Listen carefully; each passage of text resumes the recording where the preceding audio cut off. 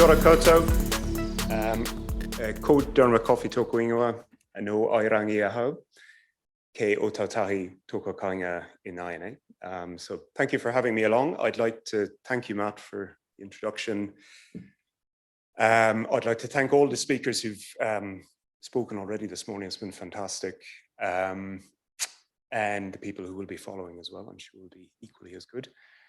I'd like to say hello to everybody in the hubs, so Christchurch and Auckland, and people watching from home, and particularly to everybody who's come along today. So I'll keep an eye on the clock. Now, I got the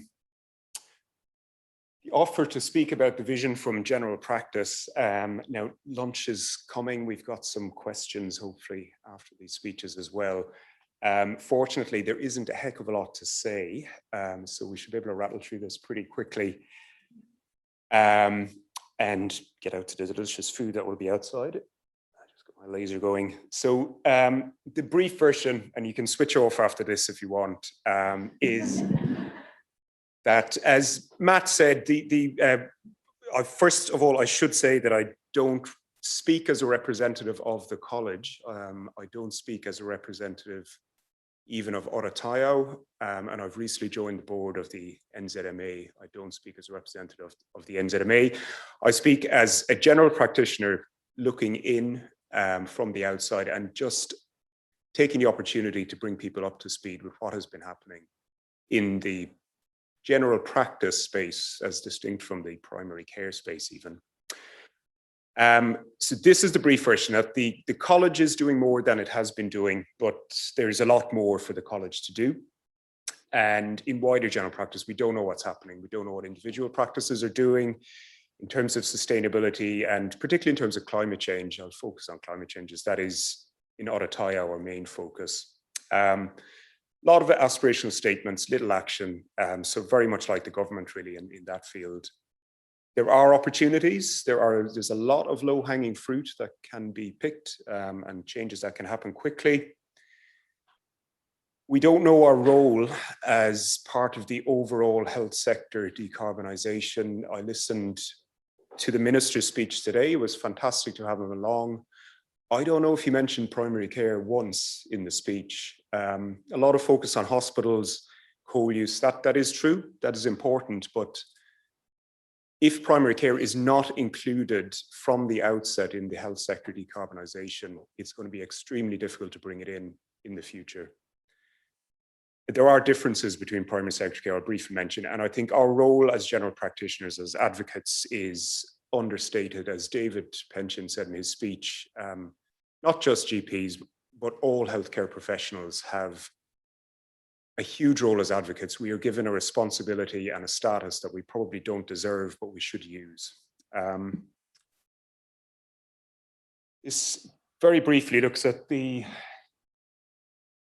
Australian, so it's not New Zealand based. There are differences like the size of the private hospitals here, but the carbon footprint of Australian healthcare, you can see general practice 4%, but general practice feeds into every other area: referrals to private hospitals, pharmaceutical use, capital expenditure. So this 4% should not be looked on as in isolation. It's important to look at it as a whole, the whole health sector. So to briefly mention the college's progress, let's start with the good news. They did sign the Aotearoa joint New Zealand Health Professions Call for Action, which was great to get them on board. They're the college that represents the single biggest group of doctors in New Zealand. So it was fantastic to get them to sign. And that has led on to them being a little bit more active in promoting climate change information. For example, the Wonka Declaration, that's the World Family Physician Organization. They've updated their website. There's a Greening General Practice document, which was created in 2011, I think, and updated 2016. That's been promoted more heavily, occasional pieces in the magazines. And they've put an online course on, which everyone can sign up for, actually. So that's just come through. So they are doing things. They have put submissions in. This is the website. You can see that's got some information here, links onto the Aotearoa pages, and some decent information about kind of energy use, investments and things like that, which is good to see. There's more on it. This is the Wonka Declaration. Again, good words, you know, it's great, it sounds good, but there's very little, the action that comes from it isn't really clear. And Wonka progressing with this, and I think the college will probably get in behind this at some stage, leading to COP26, that there's a push on kind of behalf of the WHO to bring health well-being into the sort of forefront of the international response. But these are the gaps. So again, the college's role isn't clear. What is the role of the college? Is it an advocacy body for general practitioners? Is it purely to do with standards and education? Is it that sort of link between general practitioners and GP practices and the government? And we don't know, because things are changing. No one knows what's happening with PHOs. There's going to be a lot of changes happening. And a lot of the reforms that are in the health sector for general practitioners and primary care have been shelved in a way and put on to sort of 2023. So we don't know what's happening. But the college is responsible for standards. So it looks after the GPEP education program and the quality programs for general practices as well. So there's a foundation one and then a more advanced one called Cornerstone. And again, that there's this advocacy role for general practitioners. Again, it could be much, much stronger than it is, both to the government and to our patients as well. I'll give an example of what one practice is on. This is where I'm working at the moment. So the University of Canterbury Health Centre in 2014 went through a sustainability drive, but it was through the university, not through the college. It was looking at office use and energy use. So there was a big overlap, but it couldn't be incorporated into the accreditation process for Cornerstone. It's a big gap. So all this work was done and no acknowledgement even from the college. International GP Action, this is from the Irish College. Again, very similar. Lots of infographics, handouts, statements, signing up to Wonka declarations, but very little action. BMA has brought out a very good one. The thing I took from this is in the UK. In general practice, so in the UK, this is probably even higher in New Zealand. It's at the top end of that number because there isn't the same gas heating in New Zealand of buildings as we get in the UK. So between 65 and 90% of the general practice footprint is associated with pharmaceutical prescribing. So it's what we write, what we generate on the computers, that's where our footprint is. All of this is a minority, that's everything else, 10 to 35%.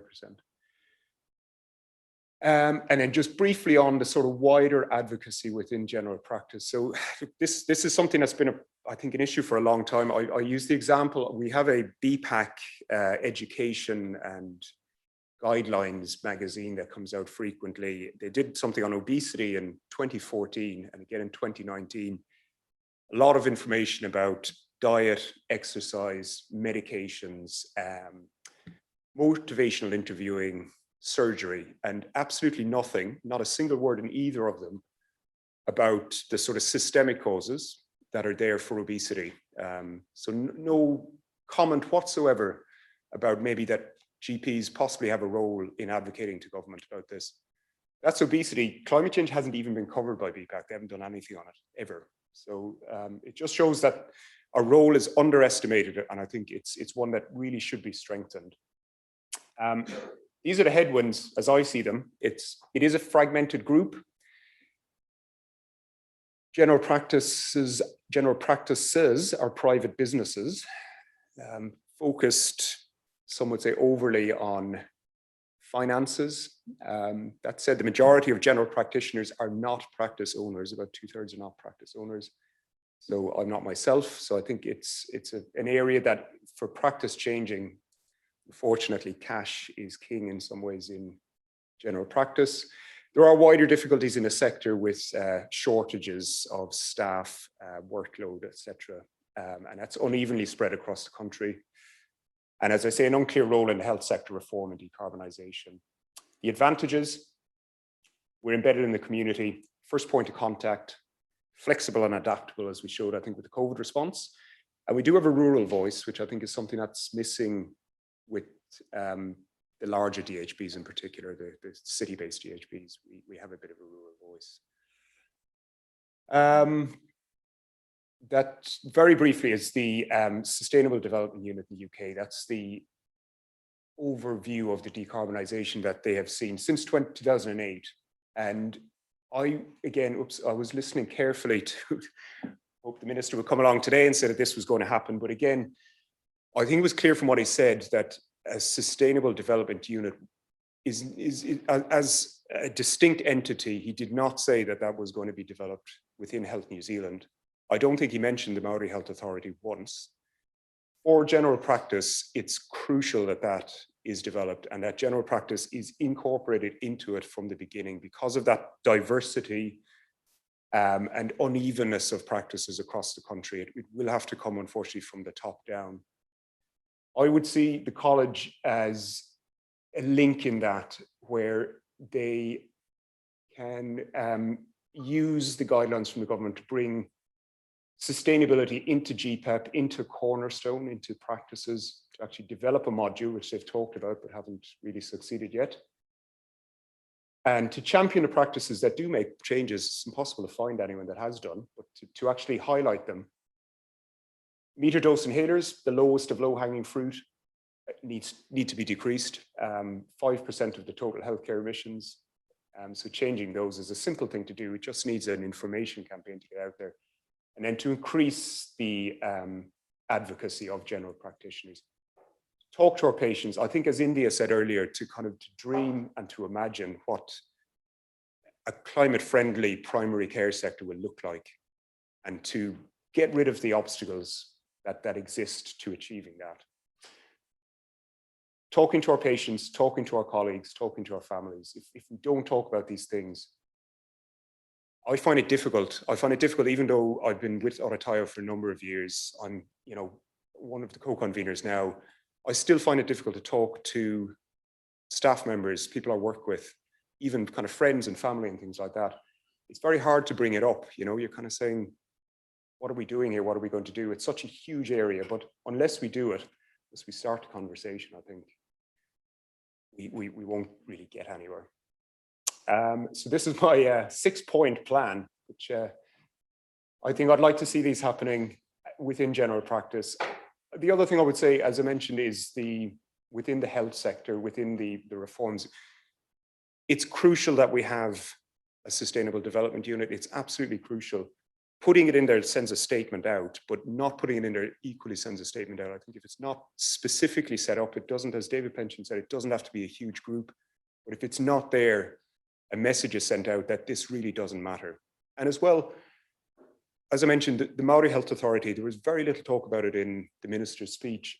Why should they not be resourced within the Maori Health Authority, that they're actually resourced similarly to have a decarbonisation? Why should they not be the ones that take the lead? If you look at the graphs and things like that they have on the website of the development of Health New Zealand and Maori Health Authority, they do stand alone, but they communicate at various levels along the way. So why should the Maori Health Authority not be the one that takes the lead and actually guides the entire health service about decarbonisation? So that's my speech.